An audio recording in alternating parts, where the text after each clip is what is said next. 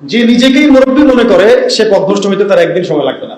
আমরা এখন অনেক ওলামায়ে কেরামের এক্সাম্পল দিতে পারবো, পাবলিকের নাম বলতে যাচ্ছি না।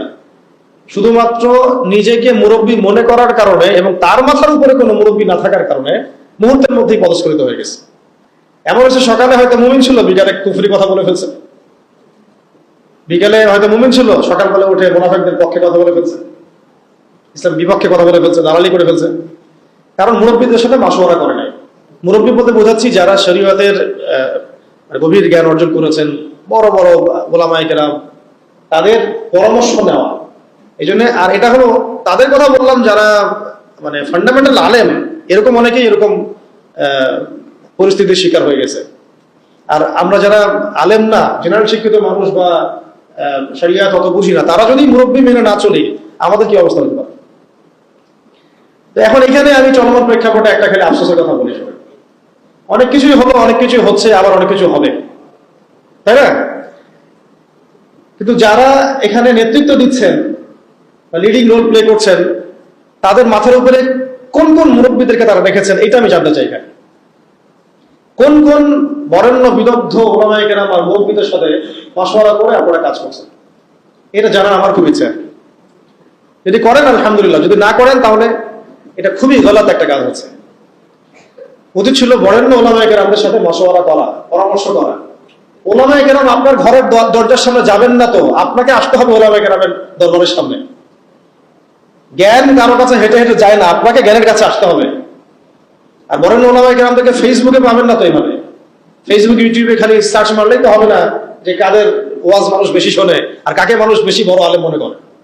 নো, আপনাকে দেখতে হবে যে আলেমরা কাকে আলেম মনে করে, আমজনগণ কাকে আলেম মনে করে, এটা বড় কথা না। আমজনগণ যদি আলেম মনে করে ভোটাভুটি হয়, তাহলে আমি তো কালকে প্রেসিডেন্ট হইতেও পারি, আল্লাহ যদি চান। বা আরো অনেকে আছে, আজারি ভাই আছে, আমাদের আরো অনেক ভাই আছে। ভোটাভুটি নিলে তো তারাও ভালোই করবে, খারাপ হবে না, তাই না? জনপ্রিয়তা আছে, এটা সত্য মিথ্যার মানদণ্ড না। এই জনপ্রিয়তা হক আর বাতিলের মানদণ্ড পশ্চিম গেলেও না। আপনারা দেখবেন ওলামায়ে কেরাম কাকে হক মনে করেন, ওলামায়ে কেরাম কার কাছে ইলম নিতে যান, ওলামায়ে কেরাম না কার পিছনে ছুটতেছে, ওইটা আপনি ফলো করুন। সাধারণ আম ভাবে মানুষ পঙ্গপালের মতো কাকে ফলো করতেছে, কাকে হিরো মনে করতেছে, কাকে বড় সেলিব্রিটি মনে করতেছে, this is not the big deal. এটা বড় কথা না। এটা ভালো হতে পারে, তার জন্য কল্যাণকর হতে পারে, আবার ফেতনাও হতে পারে। বাংলাদেশের অনেক কিছু ইসলামিক ক্ষেত্রেও, রাজনৈতিক ক্ষেত্রেও এবং সামাজিক ক্ষেত্রেও অনেক বিশেষ সিদ্ধান্ত গৃহীত হচ্ছে ফেসবুকের মাধ্যমে। ফেসবুকে একটা হাইপ তুলে দেন, দেখা যাবে মানুষ দেখা যাচ্ছে ওইটাকে নিয়ে সারাদিন বসে আছে, ঘুরে ফিরে ওইটা সামনে আসতেছে, এটা নিয়ে সবাই লেখালেখি করতেছে, পরে ওইটার আলোকে একটা সিদ্ধান্ত বাস্তবায়ন হয়ে গেল। সুবহানাল্লাহ, সুবহানাল্লাহ, কি জাহালাত, কি ফিতনা। কেন জাহালাত ফিতনা বলছি? একটা এক্সাম্পল দিলে বুঝবেন। একটা খালি এক্সাম্পল দেব। মনে করেন এটা উমর রাদিয়াল্লাহু আনহুর শাসন, একটু মনোযোগ ধরে রাখেন। কার শাসন? উমর রাদিয়াল্লাহু আনহুর শাসনে যারা জনগণ, তারা সবাই সাহাবী না? তারা আল্লাহর রাসূলকে দেখেছেন না? এই দীর্ঘ সময় রাসূলের সহবত ছিলেন না? ওই জামানার একজন ব্যক্তি কি এখনকার সব মানুষের চেয়ে উত্তম না? বুঝলেন কথা? কিন্তু উমর রাদিয়াল্লাহু আনহু সমস্ত সাহাবীদের সাথে এই তথাকথিত গণতান্ত্রিক পদ্ধতিতে মাশওয়ারা করতেন না। মাশওয়ারা করার জন্য ওই সাহাবীদের মধ্যে বাছাইকৃত একটা প্যানেল ছিল তার, যেটাকে বলা হতো মজলিসে শুরা। কি বলা হতো? মজলিসে শুরা। তার মধ্যে বড় বড় বরেণ্য সাহাবী ছিলেন। আলী রাদিয়াল্লাহু আনহু ছিলেন, ওসমান রাদিয়াল্লাহু আনহু ছিলেন, তালহা রাদিয়াল্লাহু আনহু ছিলেন, আব্দুর রহমান বিন আওফ ছিলেন রাদিয়াল্লাহু আনহু, আর কি জুবাইর বিন আওয়াম রাদিয়াল্লাহু আনহু ছিলেন। এরকম প্রায় 10 জন 15 জন সাহাবীর একটা প্যানেল ছিল। দেখেন, সাহাবীদের যুগেও তিনি বাছাইকৃত মানুষদের সাথে মাশওয়ারা করে সিদ্ধান্ত নিতেন। আমি কি পয়েন্ট বুঝতে পারছি? সাহাবীদের যুগেও তিনি বাছাইকৃত সাহাবীদের সাথে মাশওয়ারা করে সিদ্ধান্ত নিয়ে রাষ্ট্র পরিচালনা করতেন। আর আমরা ফেসবুকের হাইপ থেকে সিদ্ধান্ত নেই। ফেসবুকে তাকে মানুষ হিরো মনে করছে, তাকে কার ভিউজ বেশি, কার ফলোয়ার্স বেশি, কে কোন হাইপে চলছে ইত্যাদি। আউযুবিল্লাহি মিন যালিক। এই হাইপের খপ্পরে পড়লে সবসময় সিদ্ধান্ত সঠিক হবে না, বেশিরভাগ ক্ষেত্রে ভুল হতে পারে। ইসলামী সংগঠনের আমির কে হবে, এটার ফয়সালা হচ্ছে ফেসবুকে। আর ফেসবুক তো ইউজ করতেছে সবাই, মানুষ, জিন, ইনসান, গরু, ছাগল, হাঁস, মুরগি, সবগুলো। যেদিন বুঝে না যে আলেম না, যে কোরআন করতে পারে যে পারে না, সবাই ইউজ করতেছে, সবাই মতামত দিচ্ছে। আর সবার মতামত সামনে যখন আসতেছে একটা বিশৃঙ্খল অবস্থা। একটা এক্সাম্পল দিলাম, উমর রাদিয়াল্লাহু আনহু সমস্ত সাহাবীদের মধ্যে থেকে বাছাইকৃত সাহাবীদেরকে নিয়ে মজলিসের শুরার মধ্য দিয়ে সিদ্ধান্ত নিয়ে রাষ্ট্র চালিয়েছেন বলেই তো ওই যুগটাকে বলি আমরা সোনালী যুগ। ওই জামানায় যদি ফেসবুক থাকতো তাহলে অবস্থা খারাপ ছিল। সলফে সালেহিনদের যুগে এই ফিতনাটা আসে নাই বলে তাদের চরিত্র আল্লাহ পাক হেফাজত করেছে।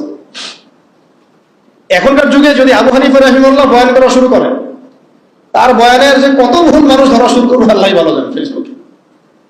যাই হোক, ওইটা আলাদা ইস্যু, আমি ওইদিকে আর গভীর করছি না। আমি বলতে চাচ্ছিলাম যে মাথার উপরে কি রাখা ভাই?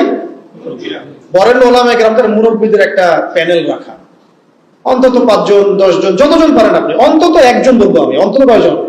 অন্তত একজন আপনার শায়েখ থাকা উচিত, মুহাক্কিক হকপন্থী আলেম শায়েখ থাকা উচিত। এবং তাদেরকে আপনি ফেসবুকে খুঁজে পাবেন জরুরি না, কারণ বরেণ্য ওলামায়ে কেরামদের আমি দেখেছি তাদের 99% ফেসবুক ইউজ করে না। তার মানে কি বাংলাদেশে কোনো আলেম নাই? ফেসবুকে ঢুকলে তো আপনি যাদেরকে দেখছেন এরা বাদ দিয়ে কি বাংলাদেশে কোনো আলেম নাই? মুহাক্কিক ওলামায়ে কেরাম যারা আল্লাহর ওলি টাইপের মানুষ, তাদের কারোরই ফেসবুক অ্যাকাউন্ট নাই। আমি কারো ফেসবুক অ্যাকাউন্ট দেখিনি তাদের। তাহলে আমরা কিসের মানদণ্ডে কি ফয়সালা করতেছি আসলে? এখন এই মানুষগুলো কি আমার দরজায় হেঁটে হেঁটে আসবেন, না আমাদেরকে তাদের কাছে যেতে হবে? তো কই আমরা জাতিগত সিদ্ধান্ত নেওয়ার সময় কই গেলাম, কই যাচ্ছি, কোথায়? বলে খোঁজারও তো চেষ্টা করছেন। আমাকে বলেন, একটা দলিল দেই। ওই যে মুসা আলাইহিস সালাম যখন জানলেন যে তার চেয়ে একজন জ্ঞানী মানুষ আছে, মনে আছে? আল্লাহ পাক তাকে জানালেন যে তুই সবচেয়ে জ্ঞানী মানুষ নও পৃথিবীতে, তোমার চেয়ে একজন জ্ঞানী মানুষ আছে, তার নাম খিজির। তার নাম কি?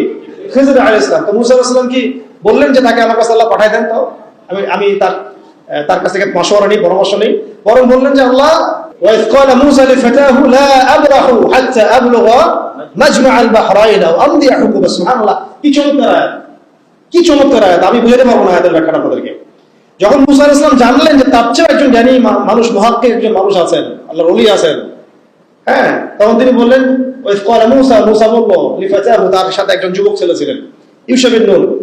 তো তাকে বললেন যে লা আবরাহু, আমরা ক্লান্ত হব না, ক্ষান্ত হব না, হাত্তা আবলুগা মাজমাআল বাহরাইন, যতক্ষণ আমরা দুই সাগরের মিলনস্থলে পৌঁছাচ্ছি।